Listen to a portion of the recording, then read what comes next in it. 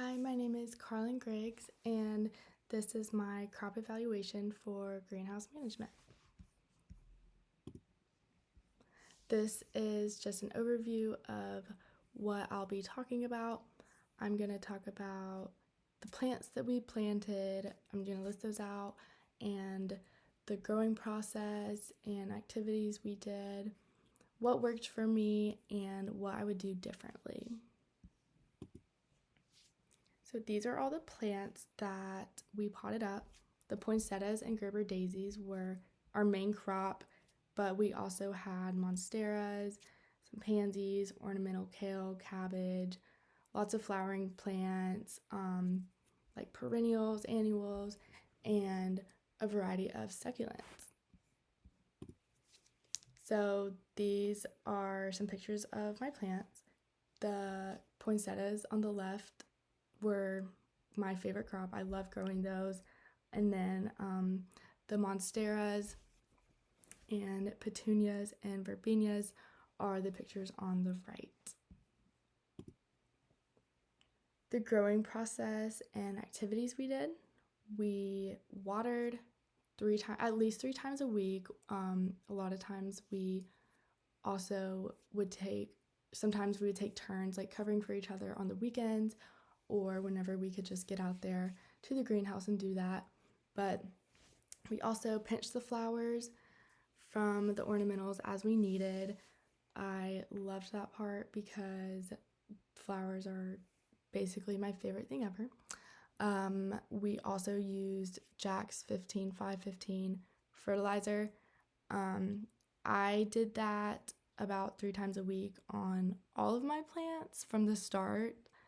I used a 1:50 ratio for most of the semester, but then in the end I increased it, but I'm going to talk about that later.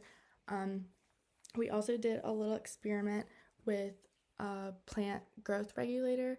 I used the bonsai spray and applied that to a few of the Gerber daisies, and then we measured the growth of the Gerber daisies that received the treatment as well as the plants that didn't.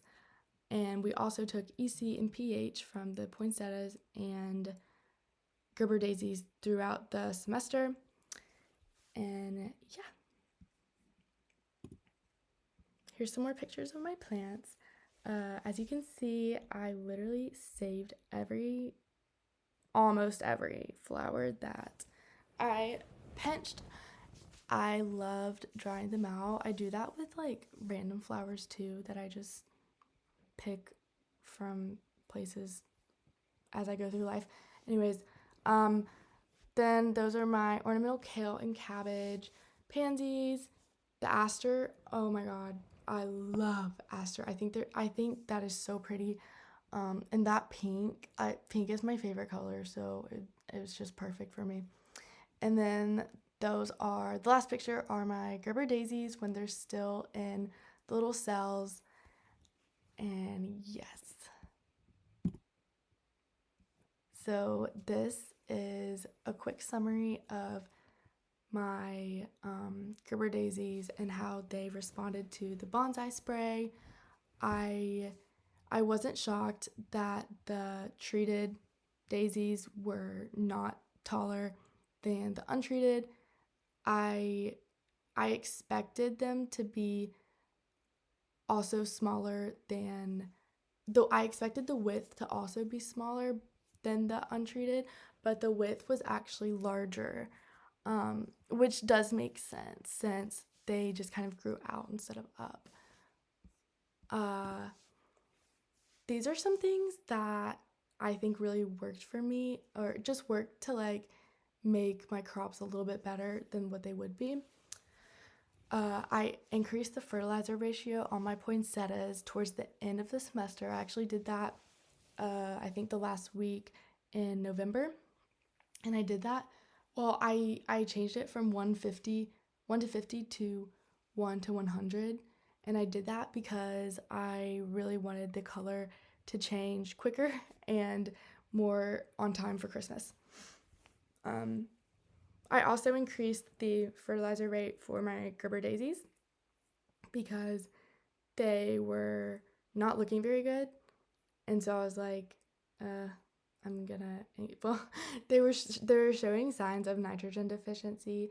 And so I just increased those. And then I noticed that they were like fine.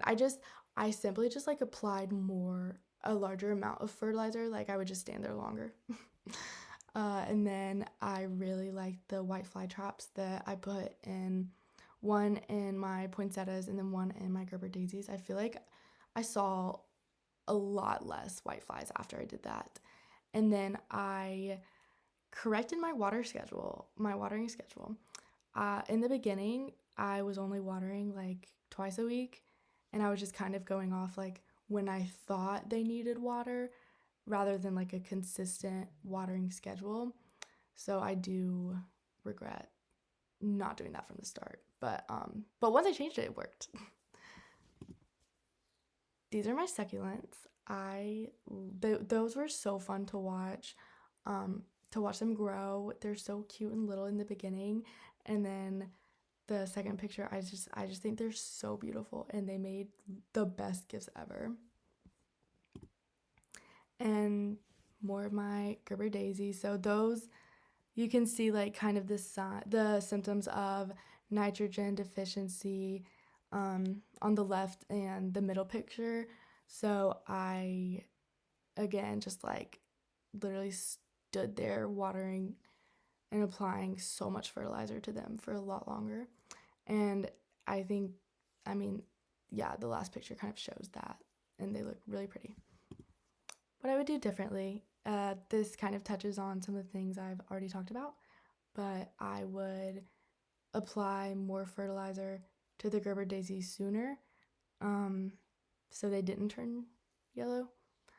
I would also have a consistent watering schedule from the start rather than fixing it. um, and not let my salvia die. I say this because didn't I didn't water, I think, for quite a few days, and then when I came back, my salvia my salvia was dead. So I would just again like water way more and not have to bring plants back to life that were on the verge of death because I just didn't water very well in the beginning. And these are just some more pictures from the greenhouse. The monstera seedlings are so little, and then the petunias were so pretty to me, and pansies. And yeah, thank you so much. I really enjoyed this class, and I learned a lot.